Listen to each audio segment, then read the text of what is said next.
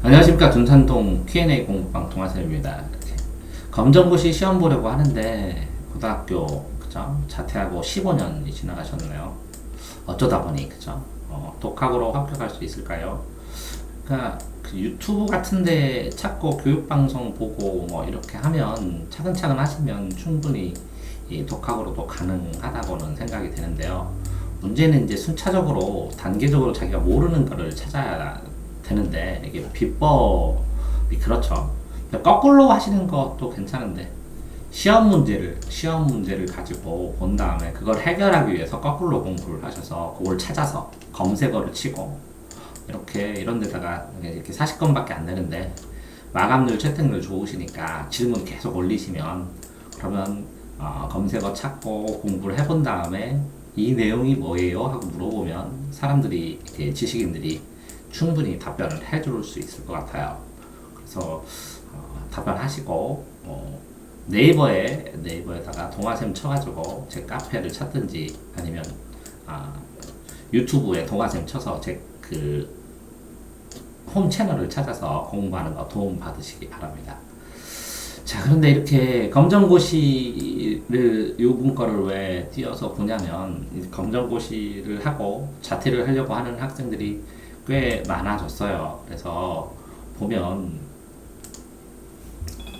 이렇게 자퇴를 하는 학생들에 대해서 이렇게 쭈루루루 검사 조사를 해보니까 그러니까 여러 가지가 있는데요. 보통 이제 염두에둬야 할 거는 솔직하게 답변하는 사람들이 뭐라고 하냐면 검정고시 하면 사회적 차별이 있다고. 근데 이게 세 가지 부른 것 같아요. 세 가지. 정확하게 검정고시를 하려고 하는 사람. 첫 번째는 학교에서 보통 친구 문제가 제일 많고, 친구 문제, 가정 폭력도 있지만 친구 문제 등으로 적응을 못해서 심리 상황이 흔들리고 멘탈이 깨진 상태에서 자체를 생각을 하고 복잡한 걸 다 싫다는 거죠. 두 번째는 예술이나 뭐 랩을 하든지 미술을 한다고 하면서 내가 하고 싶은 게 너무 뚜렷하게 있는데 공부랑 이거랑 너무 상관되어 보이지 않는다. 공부가 아니라 난 이걸 하겠다, 랩을 하겠다라고 하는 학생 계열하고, 그러니까 하고 싶은 게 있다 하는 계열하고, 또 하나는 공부를 더 하고 싶다. 내가 지금 늦게 공부를 시작했는데 이 상태로는 아이들 따라가질 못하니까 검정고시를 해서라도 더 빨리 해서 내 지금 능력이 더 되지 않느냐, 그 전에 되었던 내신보다 정시도 하는, 이렇게 세 부류인 것 같아요. 옆에 이제 검정고시 하는 학생도 있지만 이런 경우에는 사람들이 인정한다고 하더라고요. 자기가 이제 경험한 거로. 근데 이런 경우에는 정말 재능이 있어요. 게임에 재능이 있던, 실제로 예술에 재능이 있던 이 재능하고 공부한 거랑 비교를 해야죠.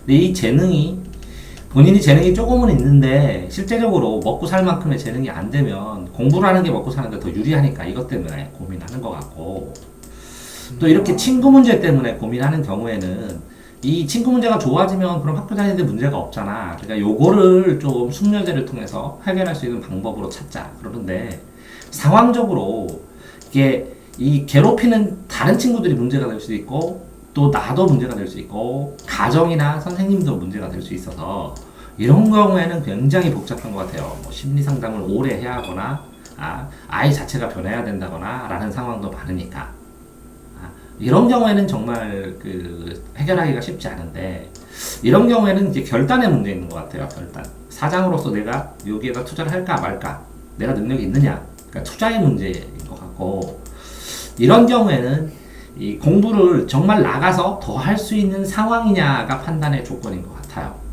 그러니까 검정고시.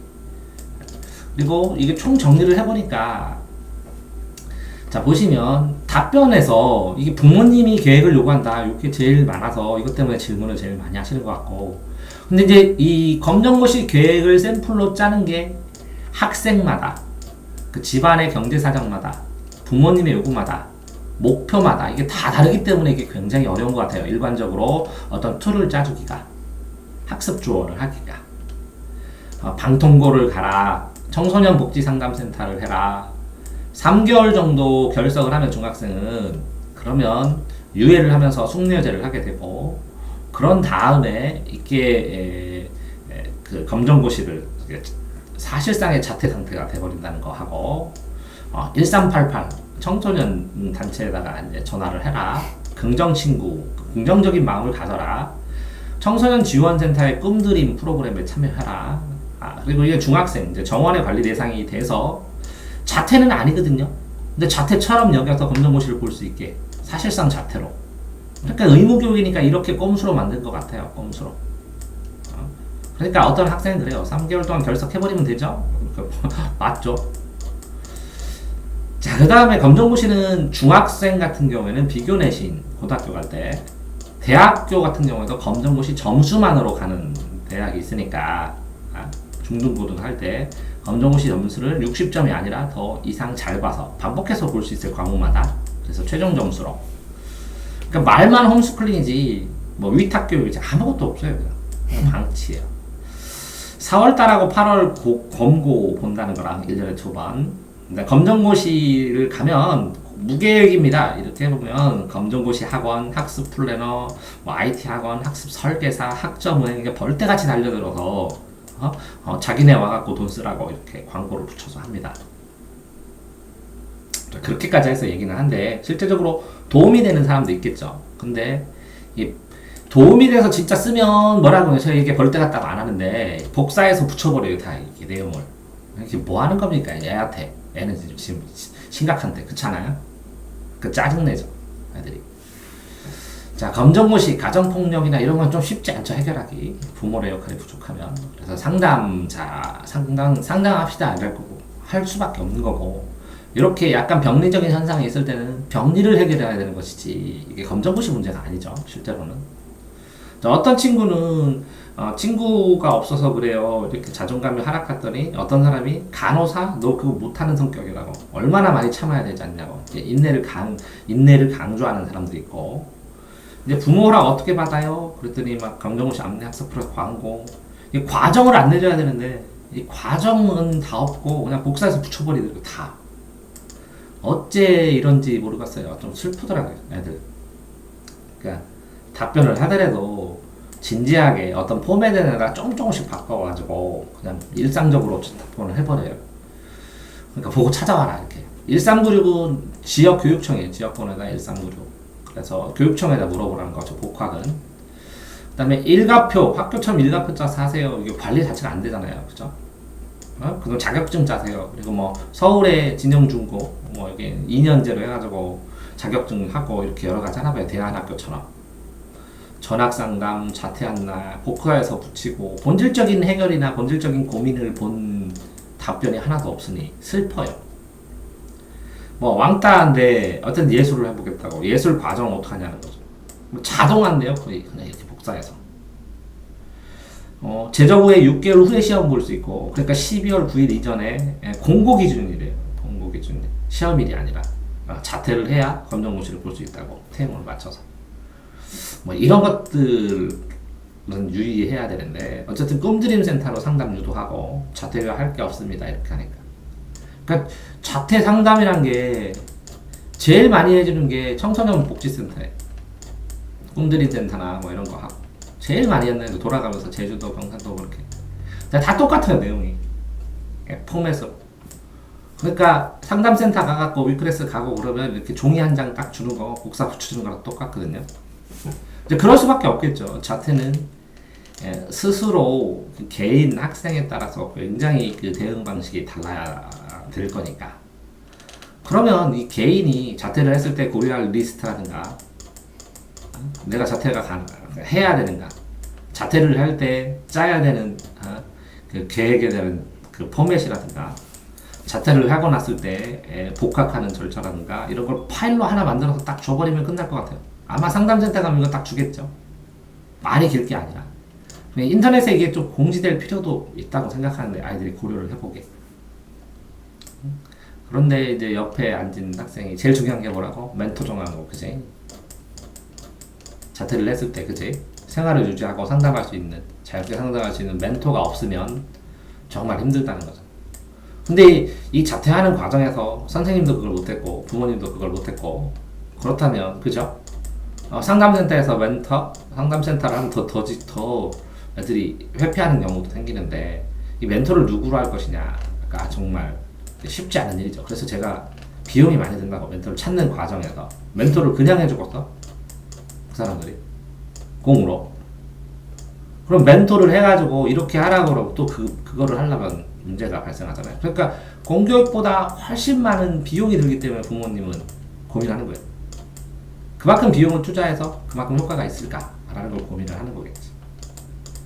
그 공교육이 정말 싼 금액에 아이를 적당 수준 이상의 그 사회적인 재화를 투입해서 적당한 교육을 해주는 거지. 그쵸? 이해하죠? 네. 자, 한번 보시면 이 학생은 예술이잖아요. 이렇게 딱 써있으면 랩 하면 벌써 랩. 그죠? 안 그런가요? 네. 그러니까 사회를 하라. 그래 사회 그죠? 인정받아라. 재능 있냐? 인정받게 되면 그죠? 인정받게 되면 인정하겠다. 이게 나는 뭔가를 해보고 싶은데 그렇죠? 그러니까 학교 안에서 랩을 하면 안 되느냐? 랩만 하고 싶다는 거죠. 왜 경쟁이 어마어마하게 세다는 거죠 지금. 이해도 해줘야죠. 안 그런가요? 쉽나요? 래퍼로 저는 얼마나 훈련을 많이 해야 되는데 랩은 그렇죠. 확실히. 자기 능대로. 랩뿐만 아니라 그럼 미술은 안 그렇고 음악은 안 그렇냐고. 다 그렇죠. 근데 그러니까 똑같이 이렇게 예술하는 아이들한테 이렇게 이 공적 상황에서 공교육에서 뿜어주면 이렇게 바로 텔레비전에서 랩대에 나가서 쇼미더머니가 해가지고 쇼미더머니인가? 네, 쇼미 맞아요. 이 공교육에서 여기에 결합할 수 있는 만큼의 자유롭게 하는 거를 훈련시킬 수 있느냐라는 문제지. 다 이게 어떻게 보면 다 사교육이라는 보안교육이. 그죠? 근데 이 학생도 알아야 되는 게 재능하고 뭐라고? 노력. 재능하고 공교육하고 이 랩을 했을 때 하고 공교육으로 그냥 평이하게 했을 때 하고 어떤 게 더 확률상 이거를 했는데 랩이 실패를 해버리면 이걸 다시 해야 되거든. 공교육에서 했던 걸 돈 들여서 그래야 먹고 살거든. 뭐라도 하고. 그러니까 정말 굶어 죽어도 이걸 하겠다는 그 각오 없이는 정말 쉽지 않다는 거죠. 이해되죠? 네. 또 하나를 보면